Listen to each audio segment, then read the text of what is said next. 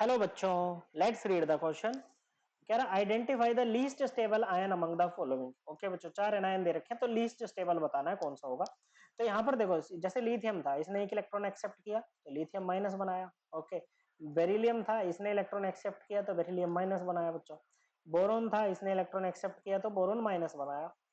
Okay बच्चों, carbon था,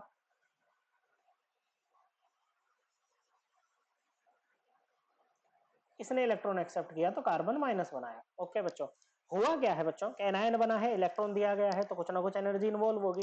तो जब भी आप एक मान लेते हैं ये बच्चों कि गैसियस फॉर्म में थे, कि गैसियस फॉर्म में जब आप इलेक्ट्रॉन देते हो उस प्रोसेस में जो एनर्जी इन्वॉल्व होती है ना उसको बोलते हैं इलेक्ट्रॉन गेन एंथैल्पी। और first electron gain enthalpy generally not always वो क्या होती है, नेगेटिव होती है, एक्सोथर्मिक प्रोसेस होती है बच्चों। और जैसे एल्कली मेटल है इसके लिए क्या होती है, ये नेगेटिव होती है बच्चों। बोरोन वाले ग्रुप के लिए भी क्या होती है, नेगेटिव होती है, और कार्बन वाले ग्रुप के लिए भी क्या होती है, नेगेटिव होती है। वहीं अगर हम बात करें एल्कलाइन अर्थ मेटल्स की, लाइक बेरिलियम, इनके लिए क्या होती है बच्चों, जो फर्स्ट इलेक्ट्रॉन गेन एंथैल्पी जैसे बेरिलियम की मान लो, मैग्नीशियम की मान लो, ये पॉजिटिव होती है। मतलब पॉजिटिव होने का मतलब कैसी है प्रोसेस, एंडोथर्मिक है, और नेगेटिव होने का मतलब एक्सोथर्मिक, एनर्जी रिलीज हो रही है।